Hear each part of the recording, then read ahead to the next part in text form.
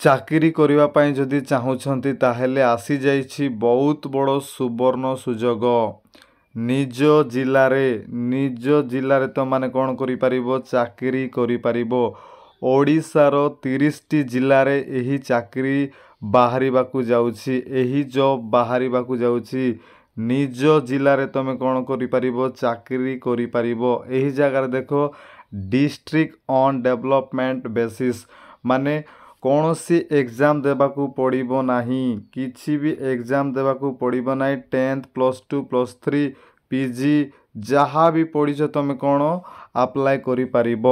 ଆଉ career mark ଅନୁସାରେ ଯିଏ ଯେତେ ପାଠ ପଢ଼ିଥିବ ସେ କ'ଣ ହେବ? ସିଲେକ୍ସନ୍ ହେବ। କ୍ୟାରିୟର ମାର୍କ ଅନୁସାରେ ଏହି ଜବ୍ ତୁମମାନଙ୍କୁ ମିଳିବ। ତ ସର୍ବପ୍ରଥମେ କ'ଣ କରିବାକୁ ପଡ଼ିବ? ନିଜର ନାମ ଏହି ଫର୍ମରେ ନିଜର ନାମ ଫିଲ୍ଅପ୍ କରିବାକୁ ପଡ଼ିବ। ନିଜର ନାମ, ଏହି ଜାଗା ନିଜର ଫଟୋ ଗୋଟେ ଲଗେଇବ।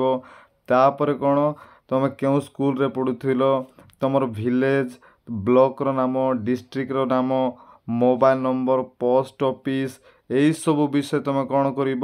ଏହି ଫର୍ମରେ ତୁମମାନେ ଫିଲ୍ଅପ୍ କରିବ। ଏହି ଫର୍ମ କେଉଁଠି ମିଳିବ? ନିଜର ଡିଷ୍ଟ୍ରିକ୍ଟରେ ହୋମ୍ ପେଜ୍ରେ ତୁମେ ଯଦି ଖୋଜିବ ତାହେଲେ ସେଇ ଜାଗାରେ ଏହି ଫର୍ମଟା ତୁମମାନଙ୍କୁ ମିଳିଯିବ। ଆଉ ତୁମମାନେ ଯାଇକି କ'ଣ କରିବ? ଆପ୍ଲାଏ କରିଦେବ। ଏହି ଜାଗାରେ ଯାହା ବି ଲେଖା ହେଇଛି ତୁମମାନେ ଦେଖିପାରୁଥିବ। ଏହି ଜାଗାରେ ଲେଖା ହେଇଛି ତୁମର ଡେଟ୍ ଅଫ୍ ବାର୍ଥ, ଯାହା ବି ଅଛି ତୁମମାନେ କ'ଣ କରିବ? ଫିଲ୍ଅପ୍ କରିକି ଚାଲିବ।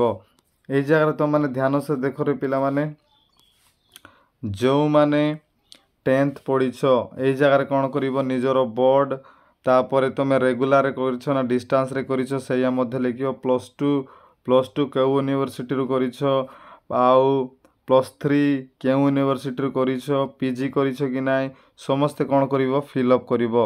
ଗୋଟିଏ ପ୍ରଶ୍ନ ଏହି ଜାଗାରେ ଗୋଟେ, ସାର୍ ମୁଁ ଯଦି କେବଳ 10ମ କ୍ଲାସ୍ ପଢ଼ିଛି ତାହେଲେ ମୁଁ ଆପ୍ଲାଏ କରିପାରିବି ନା ନାହିଁ? ହଁ, ଯଦି ତୁମେ 10ମ କ୍ଲାସ୍ ପଢ଼ିଛ ତାହେଲେ ମଧ୍ୟ ତୁମେ ଆପ୍ଲାଏ କରିପାରିବ। ତୁମେ ଯଦି +2 ବି ଯଦି ପଢ଼ିଛ ତାହେଲେ ମଧ୍ୟ ତୁମେ ଆପ୍ଲାଏ କରିବ। ତ ଗୋଟିଏ କଥା କ'ଣ, ଯଦି ଜଣେ ପିଲା 10th ପଢ଼ିଥିବ, +2 ପଢ଼ିଥିବ, +3 ପଢ଼ିଥିବ, PG କରିଥିବ, ତାହେଲେ କ'ଣ ତା'ର ଏଜୁକେସନ୍ କ୍ୱାଲିଫିକେସନ୍ ଅନୁସାରେ ସେ କ'ଣ କରିବ? ଏହି କ୍ୟାରିୟର ମାର୍କ ଅନୁସାରେ ସେ ଏହି ଜବ୍ଟା ସେ ପାଇଯିବ। ତ ଯେଉଁମାନେ ଅଧିକ ପାଠ ପଢ଼ିଥିବେ ସେମାନଙ୍କର ପାଇବାର ଅଧିକ ଚାନ୍ସ ରହୁଛି, କାହିଁକିନା ପୋଷ୍ଟ ଅଧିକ ରହୁନାହିଁ। ପୋଷ୍ଟ ସଂଖ୍ୟା ହେଉଛି ତୁମମାନଙ୍କର 30ଟା ପୋଷ୍ଟ କେବଳ ରହିବ। ନିଜ ଜିଲ୍ଲାର ପିଲାମାନେ 30 ଜଣ କେବଳ ପାଇପାରିବେ। ସେଇ ପୋଷ୍ଟ କ'ଣ? ଆସନ୍ତୁ ଆମେ ଜାଣିବା ସେଇ ପୋଷ୍ଟ କ'ଣ। ଏହି ଜାଗାରେ ତୁମମାନେ ଦେଖ, ସେଇ ପୋଷ୍ଟର ନାମ ହେଉଛି CRCC। ଦେଖିହେଉଛି ପିଲାମାନେ, ଦେଖିହେଉଛି ସେଇ ପୋଷ୍ଟର ନାମ ହେଉଛି CRCC। ଆଉ କେତେଟା ପୋଷ୍ଟ ଅଛି? 30ଟା ପୋଷ୍ଟ ତୁମମାନଙ୍କର ରହିଛି। ବୁଝିହେଉଛି ପିଲାମାନେ? ଏହି ଜାଗାରେ ଦେଖ, ନବରଙ୍ଗପୁର ଜିଲ୍ଲା ପାଇଁ, ଓଡ଼ିଶାର ସର୍ବପ୍ରଥମେ ନବରଙ୍ଗପୁର ଜିଲ୍ଲା ପାଇଁ କ'ଣ ହେଇଛି? ଏହି ପୋଷ୍ଟଟା ବାହାରିଛି। କେଉଁ ପୋଷ୍ଟ? CRCC post. କେଉଁ ଦ୍ୱାରା ବାହାରିଛି ନା ଜିଲ୍ଲା ପ୍ରକଳ୍ପ କାର୍ଯ୍ୟାଳୟ। ଏହି ଜାଗାରେ ତୁମେ ଦେଖିପାରୁଛ, ଜିଲ୍ଲା ପ୍ରକଳ୍ପ କାର୍ଯ୍ୟାଳୟ ସମଗ୍ର ଶିକ୍ଷା ନବରଙ୍ଗପୁର ତରଫରୁ ଏଇଟା ବାହାରିଛି। ନିଜ ଡିଷ୍ଟ୍ରିକ୍ଟର ପିଲାମାନେ ନିଜେ ତୁମମାନେ କ'ଣ କରିପାରିବ? ଆପ୍ଲାଏ କରିପାରିବ। ତୁମର ଜିଲ୍ଲାରେ ମଧ୍ୟ କ'ଣ ଏହି ଜବ୍ ଅତି ଶୀଘ୍ର ବାହାରିଯିବ। ଆଉ ଦେଖ ପିଲାମାନେ, ଏଇଟା କ'ଣ କରିବାକୁ ପଡ଼ିବ ନା 18 ତାରିଖ, ଏଇ ଜାଗାରେ ତୁମମାନେ ଟିକେ ଦେଖ, 18 ତାରିଖ 6 ମାସ 2025 ପୂର୍ବରୁ କ'ଣ କରିବାର ଥିଲା? ସ୍ପିଡ୍ ପୋଷ୍ଟ କରିବାର ଥିଲା। କେଉଁ ଆଡ୍ରେସ୍ରେ? ନା ଏଇ ଜାଗାରେ ଗୋଟେ ଆଡ୍ରେସ୍ ଦିଆହେଇଛି। ଏଇ ଆଡ୍ରେସ୍ରେ ତୁମମାନେ କ'ଣ କରିବ? ସ୍ପିଡ୍ ପୋଷ୍ଟ କରିବାର ଥିଲା। କିନ୍ତୁ ଆଜି ହେଇଯାଉଛି କ'ଣ? ଆଜି ହେଉଛି 22 ତାରିଖ। ଆଜି ତାହେଲେ କ'ଣ ହେଇପାରିବ ନାହିଁ? ଆମେ ଆପ୍ଲାଏ କରିପାରିବୁ ନାହିଁ। ତ ଯେଉଁ ଡେଟ୍ ତୁମମାନଙ୍କର ଡିଷ୍ଟ୍ରିକ୍ଟରେ ଦିଆହେଇଥିବ ସେଇ ଡେଟ୍ ଅନୁସାରେ ତୁମମାନେ କ'ଣ କରିବ? ଆପ୍ଲାଏ କରିବ। ତ ପ୍ରତ୍ୟେକଟି ଜିଲ୍ଲାରେ ବର୍ତ୍ତମାନ ବାହାରିବ।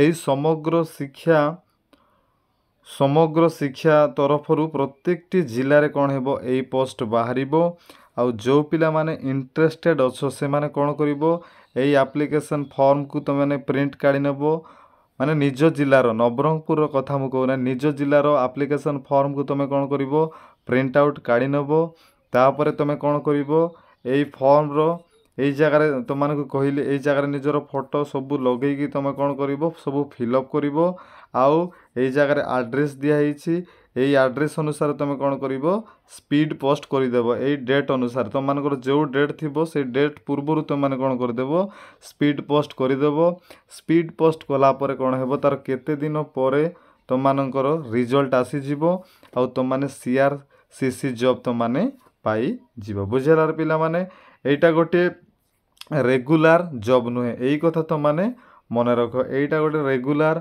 जॉब नुहे एटा कौन गोटे 5 वर्ष तुम माने कौन करि परिबो एई जॉब तुम माने करि परिबो एई जगह देखो this is not a regular post माने एटा गोटे रेगुलर पोस्ट नुहे तुम माने 5 वर्ष पई एही जॉब तुम माने करि परिबो तो खाली घरे बसी रहिबा अपेक्षा कौन करो अप्लाई करि दियो सीआरसीसी पोस्ट तुम माने पाई जिवो आर सैलरी केथे रहिबो मासको तुम मानकर 35,000 रहिबो आर सैलरी मासको तुम मानकु 35,000 मिलिबो तो मु गोटे कथा तुम मानकु कहिबी प्रत्येकटी डिस्ट्रिक्ट रे वर्तमान बाहरिबा को जाउछि जेमिति नवरंगपुर रे बाहरिछि सेमिति प्रत्येक डिस्ट्रिक्ट रे बाहरिबो तेनु चैनल को तुम माने सब्सक्राइब कर रख केउ डिस्ट्रिक्ट रे बाहरिला सब अपडेट तुम मानकु मु देबी तेनु चैनल को तुम माने सब्सक्राइब कर रख जहा फल रे निज डिस्ट्रिक्ट रे एई समग्र शिक्षा आसिला परे तुम मानकु कौन कर दिजिबो अपडेट दिया जिवो तेणु तुम माने कौन करो चैनल को सब्सक्राइब करो वीडियो देखि थिबा हेतु बहुत बहुत धन्यवाद।